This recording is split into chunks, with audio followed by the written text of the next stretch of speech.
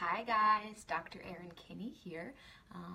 I wanted to take a few minutes and talk to you guys about some daily simple detox things you can add into your regular routine.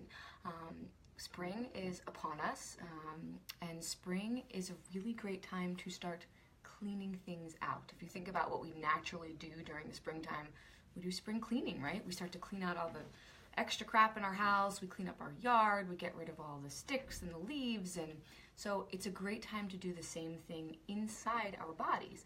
And oftentimes people will do a 2 or 3 week long, intense detox, and will drink juice and shakes, and for some people those are really great.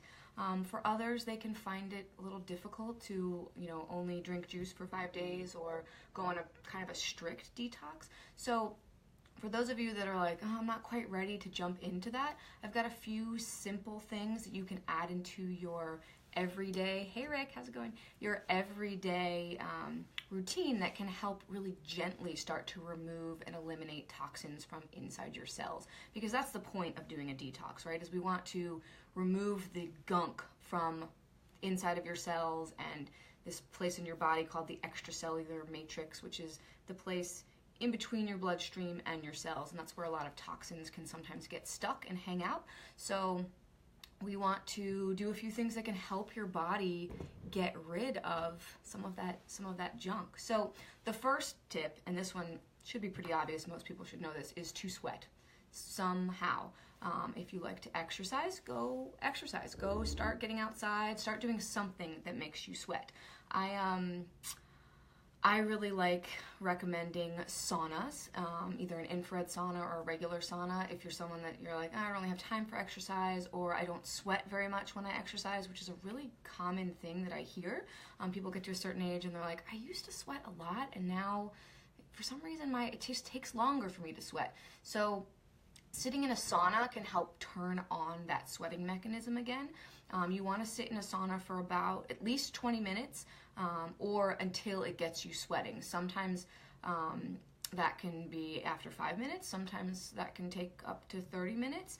And you don't want to do the sauna every day. You want to do it 3 times a week is usually a good place to start with using a sauna. If you're going to exercise, go out there and sweat a little bit every day. It's a great way to get things moving. It helps move your lymphatic system, which I'm going to talk about in a little bit. So get out there and start sweating. As the weather heats up, it's going to be a lot easier to do. So that's tip number 1, find some way to sweat. Tip number 2 is to get a dry skin brush and to do something called dry skin brushing before you get in the shower. So what you get, you can order these on Amazon. Sorry I don't have them to show you, but they're like a long brush with a handle, and you're going to brush the skin, and you always want to do it towards your heart. So there's videos on YouTube you can go watch about dry skin brushing, but it's a really great way to slough off some of the dead skin cells, so that when if you want to do this before you get in the sauna, that can be a great combination. So it helps to open up the pores and get rid of dead skin, so that when you do start to sweat, more sweat can come out. So this is a really great thing, and you can do this daily, as I said, before you get in the shower. You can also do it before you jump in the sauna.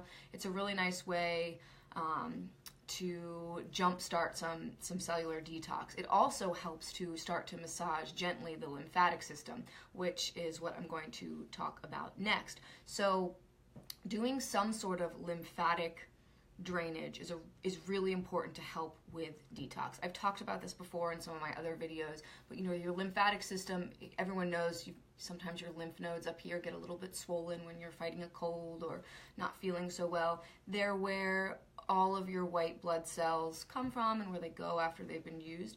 But it's also your lymph system is a super highway in your body, and it's part of what helps remove toxins from the tissues and takes them to the liver to help the liver get rid of them. So it's really important to keep your lymphatic system moving. We don't want stagnation in the lymphatic system. That's when chronic illness can start to happen. So the two things that we've already talked about, both the dry skin brushing and exercise. Exercise is huge for getting the lymphatic system moving. So you can also do lymphatic drainage, which if you're a current patient of mine, you know that I do a lot of that. And if you have questions about that or are interested in it, please reply in the comment. I'm happy to talk to you more about it.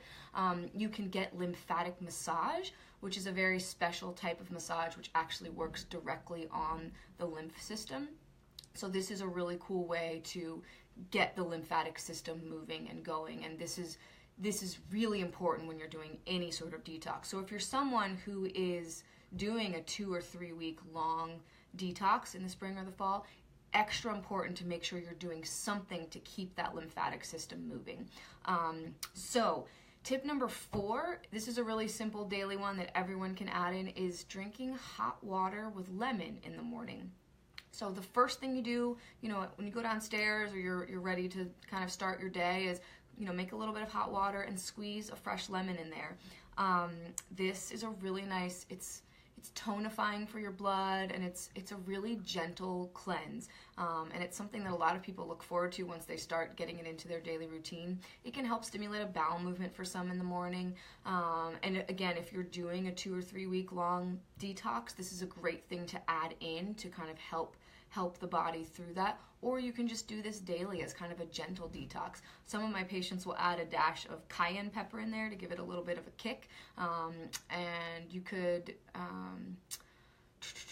so yeah, hot water with lemon, great, really simple way to add in a little detox in the morning.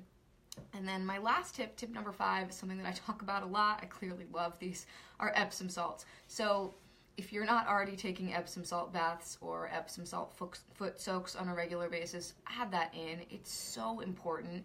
It's a great way to get magnesium, and magnesium is needed for almost every single cellular process in the body, particularly when we are looking at detoxification pathways. So if you're not getting enough magnesium, which most of us are not, and if you're on any sort of medication or you're under a lot of stress, your magnesium stores are going to be depleted. So I love the Epsom salt baths because they're a really great way to get the magnesium in through the skin. And some people are sensitive to magnesium. Taking it orally, it can upset the digestive tract. So this is why Epsom salts, I think they're the best way to get magnesium. And like I said, magnesium is so important for so many different cellular processes. So add those in. If you're not a bath person or you don't have a bathtub, get a foot tub, dump some Epsom salts in there and soak your feet. It feels amazing. And the nice thing about this little simple detox trick is that it also is really great for stress relief. And when your body is not under stress, it's going to detox a lot faster.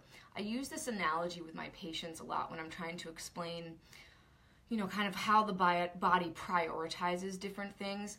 You have to think about your body like a house, right? So let's say, and you want to keep your house clean most of the time, right? If you've got company coming over, the first thing you're going to go and clean, especially if you have someone coming over for, say, dinner, is you want to keep your kitchen clean, right? You're going to be cleaning your kitchen. You're going to make sure it's clean. You're going to clean your downstairs. But you probably have a closet somewhere, either in an upstairs spare bedroom or down in the basement, that you just kind of put junk and you close the door and you keep it. Well, your body kind of does that as well, and it oftentimes uses fat cells to store extra toxins. And it's like, you know what? We can't really deal with this right now. We're going to put this in this fat cell and we'll deal with it later. And usually the time that it will deal with bringing toxins out of the fat cells is when it's relaxed and when everything else is functioning properly. So this is why it's so important to do stress relieving techniques, because it can actually give your body the time and the relaxed time to go and actually detox some of those cells. So if you think about it, if you've got a really busy life and you're constantly having people over and constantly, trying to keep your kitchen clean and keep everything else clean, and you don't ever give yourself a down weekend to do your spring cleaning, you're never going to get it done, right? Because you're like, oh, I don't really need to clean out that closet because, it's not high on my priority list. Well, the body does the same thing. Cleaning out those extra toxins, they're not usually high on the priority list when there's a lot of other things going on, when there's a lot of stress, when the body's in fight or flight, if you have other conditions.